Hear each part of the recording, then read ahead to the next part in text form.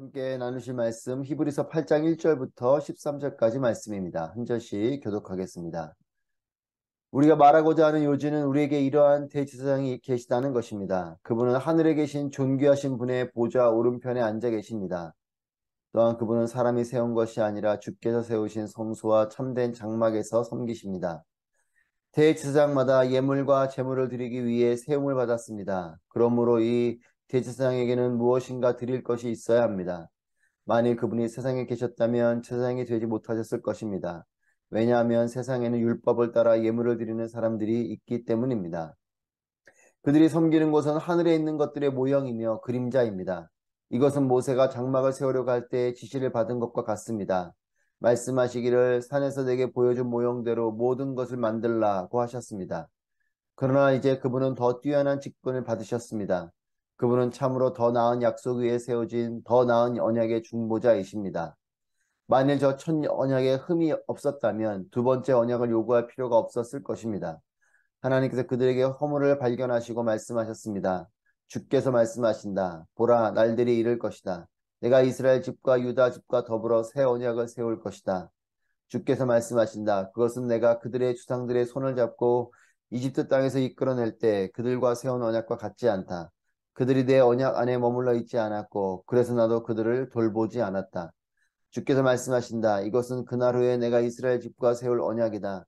내가 내 율법을 그들의 생각 속에 넣어주고 그들의 마음에 새길 것이다. 나는 그들의 하나님이 되고 그들은 내 백성이 될 것이다. 그래서 그들은 각각 자기 이웃이나 자기 형제에게 결코 주를 알라고 가르치지 않을 것이다. 이는 그들 가운데 낮은 사람으로부터 높은 사람에 이르기까지 모두 나를 알 것이기 때문이다. 내가 그들의 불의를 긍휼히 여기고 그들의 죄를 더 이상 기억하지 않을 것이다. 함께 있습니다. 새 언약이라고 말씀하실 때 하나님께서는 첫 언약을 낡은 것으로 만드신 것입니다. 낡고 오래된 것은 곧 사라지게 됩니다. 아멘. 할렐루야, 살아계신 하나님을 찬양합니다. 하나님의 말씀과 하나님의 은혜와 하나님의 인도하심이 여러분의 삶 가운데 충만하시기를 축복합니다. 히브리 기자는 이제 그동안의 설명을 어, 요약하고 정리하듯이 이렇게 설명을 합니다. 1절 말씀입니다. 우리가 말하고자 하는 요지는 우리에게 이러한 대제사장이 계시다는 것입니다. 그분은 하늘에 계신 존귀하신 분의 보좌 오른편에 앉아 계십니다.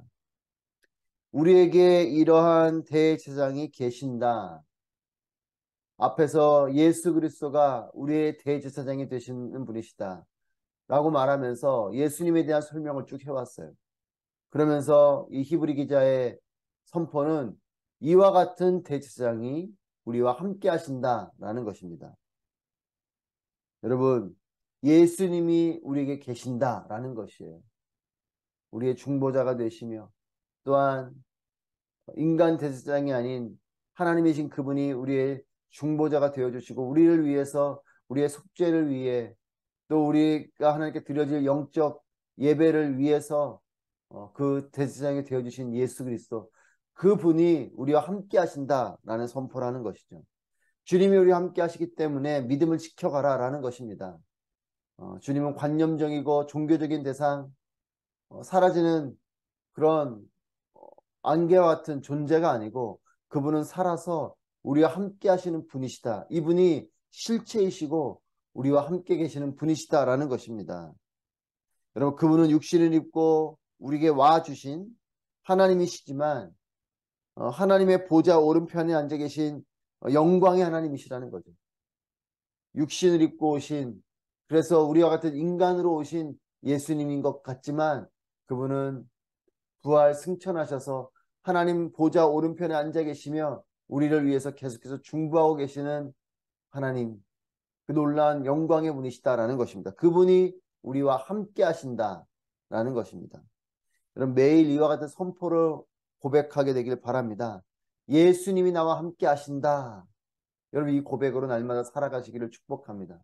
주님이 나와 함께 하십니다. 오늘도 이 시간 주님은 나와 함께 하시고 우리가 드리는 이 예배와 기도와 또 말씀을 묵상하는 우리 모든 것들을 함께 하시며 계시는 분이 우리의 주님이심을 믿습니다.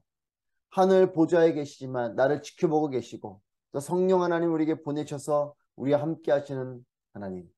하나님은 나와 함께 하신다. 예수님은 나와 동행하신다. 성령님은 나를 도우시며 나와 함께 하시는 분이시다. 이 믿음의 고백을 가지고 나아가게 되길 바랍니다. 대제사장이신 예수님에 대해서 이렇게 설명을 합니다. 2절 말씀입니다. 또한 그분은 사람이 세운 것이 아니라 주께서 세우신 성소와 참된 장막에서 섬기십니다. 사람이 아닌 주께서 세우신 성소와 참된 장막에서 섬기시는 대제사장이라고 말씀합니다. 일반적인 대제사장은 사람이 세운 성소와 사람이 세운 장막에서 섬기는 것이죠. 물론 하나님이 명령하신 것이지만 사람의 손으로 세운 눈으로 보여지는 그 장막과 성소에서 섬기는 사람이 일반적인 제사장입니다. 하지만 예수님은 그곳이 아닌 하나님께서 세우신 하나님의 성소, 하나님께서 세우신 하나님의 참된 장막 안에서 섬기시는 분이 바로 이 대제사장인 예수 그리스도이다 라고 말하는 것입니다. 그래서 히브리 기자는 이렇게 표현하고 있어요. 4절 말씀입니다. 만일 그분이 세상에 계셨다면 제사장이 되지 못하셨을 것입니다. 왜냐하면 세상에는 율법을 따라 예물을 드리는 사람들이 있기 때문입니다. 예수님을 대제사장으로 표현하지만 이분이 세상적인 대제사장으로 본다면 그분은 그 제사장이 되지 못하셨을 것이다. 여러분 이 표현은 무엇입니까? 그분은 세상이 우리가 눈으로 보게 되는 세상 가운데 있었던 그 장막과 성소에서 섬기는 제사장이 아니라는 것이죠. 하나님께서 세우신 성소와 장막에서 섬기시는 대제사장이라는 것입니다. 세상의 제사장은 율법에 따른 제사장이고 또 예물을 드려야 하는 제사장이지만 그러나 하나님의 제사장인 예수님은 새로운 약속에 따라서 그 하나님께서 명령하신 그 율법에 따른 그 성소와 장막에서 섬기는 그 제사장이 아닌 새로운 언약으로 세워주신 하나님의 장막에서 우리의 영혼을 구원하는 우리의 죄를 속죄하는 그 제사장으로 섬기고 계시는 분이 예수 그리스도라는 것이죠. 여러분 그렇기 때문에 세상의 눈으로 하늘의 대제사장을 볼 수 없습니다. 세상적인 눈으로 세상의 장막에서 섬기시는 분으로 예수님 보면 예수님은 보이지 않는 분이신 거죠. 대제사장일 수 없는 분인 것입니다. 예수님을 인간 예수로 보면 우리는 예수님을 온전히 볼 수 없는 것이에요. 성자 예수님으로 보면 예수님은 보이지 않는 분이시요. 예수님은 예수님으로서의 그 정체성과 사명을 우리는 온전히 볼 수 없는 것이죠. 세상의 방법으로 하늘 대제사장을 볼 수 없습니다. 사랑하는 여러분, 세속적인 가치로 하나님을 바라보지 마십시오. 세속적인 가치로 나의 신앙을 보지 마십시오. 그러면 나의 신앙은 보이지 않습니다. 하나님은 보이지 않는 것이에요. 말씀은 읽혀지지 않는 것입니다. 하나님께서 말씀하신 그대로 영적인 눈을 가지고 하나님의 가치와 하나님의 기준을 가지고 바라봐야 주님이 보여지고 말씀이 보여지고 기도가 되어지고 예배가 되어지고 신앙생활이 온전히 되는 것입니다. 그렇기 때문에 기복적인 신앙이 위험한 것이에요. 세속적인 가치를 가지고 하나님을 바라보는 것이 위험한 것입니다. 왜냐하면 보이지 않는 하나님, 물론 하나님은 보이지 않는 분이시지만 우리의 육적인 눈으로 보이지 않는 분이시지만 영적인 눈으로 믿음의 눈으로 보면 보여지는 하나님이 세속적인 눈, 육적인 눈으로 나의 욕망을 통해서 하나님을 바라보면 하나님은 보이지 않는 분이십니다. 우리의 신앙은 길을 잃어버리는 것이에요. 여러분 그렇기 때문에 세속적인 눈과 세속적인 귀와 세속적인 방법들을 모두 내려놓고 온전히 믿음의 눈으로 영적인 눈으로 하나님을 바라보게 되시기를 축복합니다. 그렇기 때문에 말씀 볼 때도 성령님을 의지하며 기도하며 말씀을 보시는 것입니다. 하나님의 감동으로 쓰여진 것이기 때문에 영적인 눈으로 봐야 말씀은 읽혀지고 이해되고 묵상되어지는 것입니다. 5절 말씀입니다. 그들이 섬기는 것은 하늘에 있는 것들의 모형이며 그림자입니다. 이것은 모세가 장막을 세우러 갈 때 지시를 받은 것과 같습니다. 말씀하시기를 산에서 내게 보여준 모형대로 모든 것을 만들라고 하셨습니다. 세상에 세워진 그 장막은 하나님의 명령에 따라 세워진 장막이지만 이것은 하늘 장막의 모형일 뿐이요 하늘 장막의 그림자라는 것이죠. 예수님께서 섬기시는 주의 손으로 지으신 성소와 장막의 모형이요 그림자가 이 땅 가운데 세워진 성소의 장막이라는 것입니다. 제사장들을 그 성소에서 섬기도록 하셨지만 그것은 영원한 하늘 대제사장인 예수 그리스도, 그리고 예수 그리스도 통해서 우리를 구원하시는 하나님의 구원의 모형이고 그것은 그림자와 같은 것이라는 겁니다. 여러분, 모형은 그 실체를 보여주긴 하죠.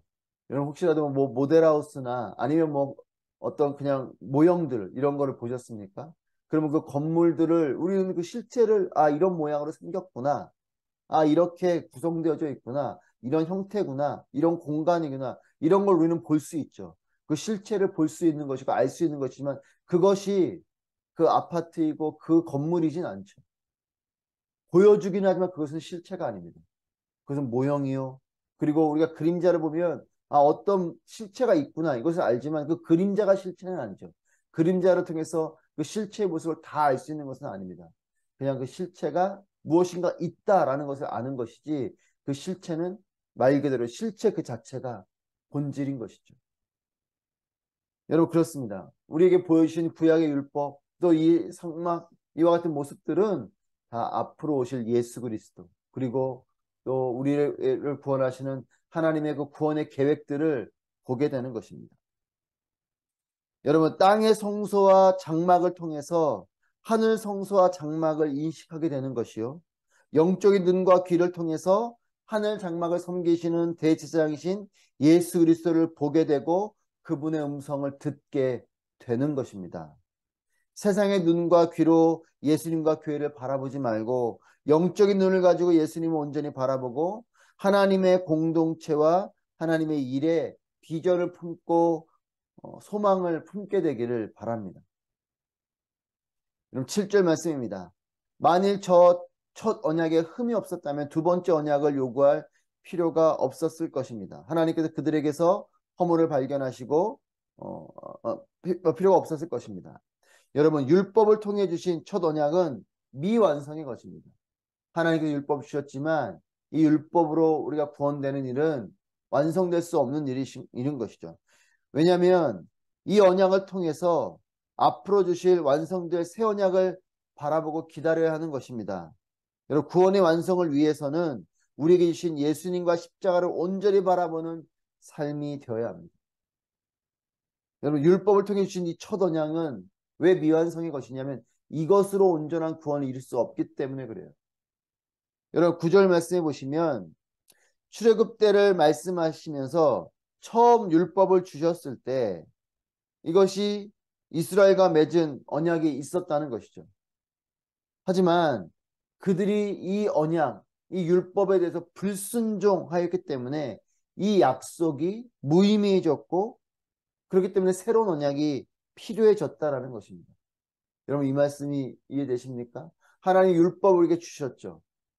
이것이 첫 언약입니다. 하지만 이 율법이 우리를 구원하지 못하게 된 것이에요. 왜냐하면 이 율법을 우리가 다 지킬 수 없기 때문에 그렇습니다.